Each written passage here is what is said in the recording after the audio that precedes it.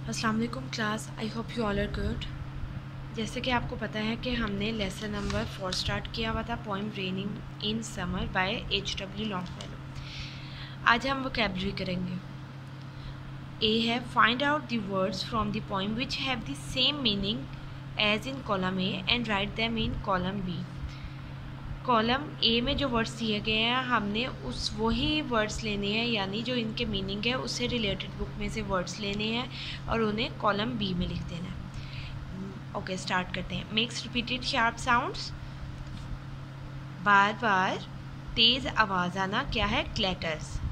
Rashes forth, भागना। गशीज यानी पानी का बहाव, वो भी तेज़ी से जाता है, इसी तरह रशेस फॉर्थ भी भागता है तेज़ी से। एज हॉट एज फायर, आग की तरह गर्म। फीरी, FIERY। The hard part of the feet of horses, घोड़ों के कदमों की सख्त हिस्सा, उसे क्या कहते हैं? हूव्स। हूव्स। सेकंड है B part, consult a thesaurus and find out the synonyms of the following words. ये वर्ड्स दिए गए, हमने इसके सिनोनिम्स बताने। सिनोनिम्स वो होते हैं जिसके सेम मीनिंग्स होते हैं। ओके, लेन, फर्स्ट वर्ड है लेन, इसका है pathway, route and street. Swift, rapid, hasty and gushing. Muddy, dirty, filthy and dull. Narrow, cramped, limited and slender, SLENDER। ये हो गया। नेक्स्ट आ जाता है हमारे पास filling the blanks to complete the following stanza. ये बुक में जो स्टेंजाज है उससे हमने कंप्लीट किया।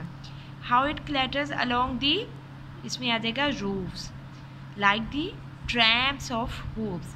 How it gushes and struggles out from the throat of the overflowing spout. आगे ग्रामर आ जाती है। Use of indefinite articles a and an. Articles जो है indefinite articles a and an, वो कहाँ यूज़ होते हैं? The choice between a and an is determined by sound. A and an हमने जहाँ यूज़ करने हैं इसका अनुसार आवाज़ पे होता है। A is used before a word beginning with a consonant. Consonant sound, consonant sound कौन से होते हैं और वोवल्स कौन से होते हैं? आपको जैसे कि पता होगा, आप पहले पढ़ चुके होंगे ऑलरेडी कि वोवल्स कौन से होते हैं? AEOUI, ये जो होते हैं वोवल्स होते हैं, और जो बाकी सारे होते हैं वो होते हैं कॉन्सोनेंट्स। तो अब हमने देखना है कि कॉन्सोनेंट्स और वोवल्स के साथ, कॉन्सोनेंट साउंड के साथ ए लगेगा और वोवल्स के साथ एन लगेगा। If we wish to generalize the noun, अगर हम नाउन को आम करना चाहते हैं, we use the indefinite article, हम इंडेफिनिट आर्टिकल यूज़ करते हैं। मिसाल के तौर पे a lion lives in a forest, lion lives in a forest, कहाँ रहता है? जंगल में। Any lion and any forest in general sense, कोई भी शेर किसी भी जंगल में। An ox is grazing in the field, here an ox, that is not any particular ox grazing in a particular field. जो है कोई भी पर्टिकुलर आम कोई भी नहीं है, वो ख़ास किस्म की कोई भी ऑक्स नहीं है, लेकिन वो पर्टिकुलर किसी भी आम खेत में चर रही है, यानी वहाँ फिर रही है। A before consonant sound, a book, a chair, a table, a man.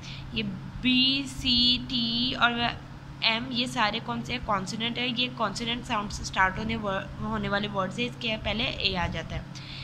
N before vowel sound, an apple, an eye, an ox, an aunt.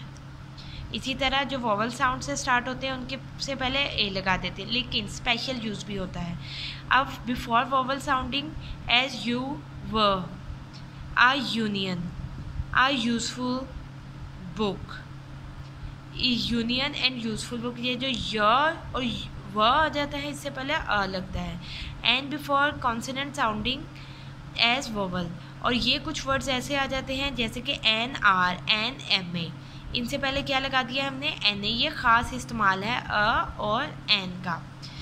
Use of definite article the, the is definite article because it normally points out some particular person और things.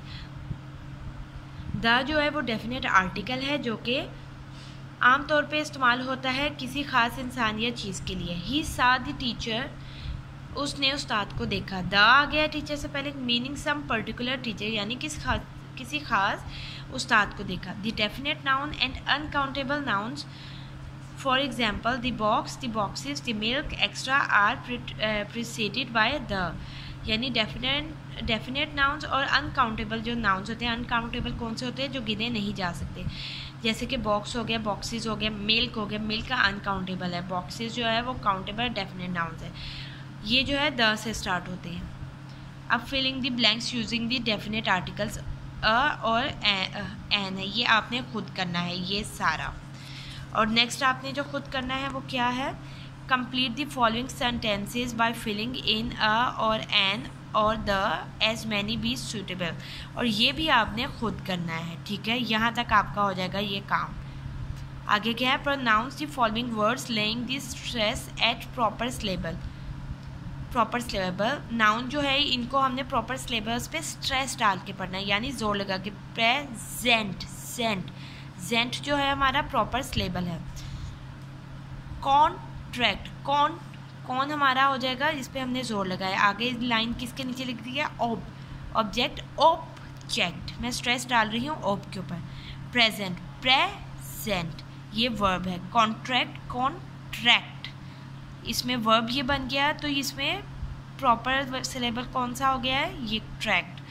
और यहाँ पे कौन सा noun जब ये था तो क्या था, कौन, ऑब्जेक्ट, जेक्ट, ठीक है।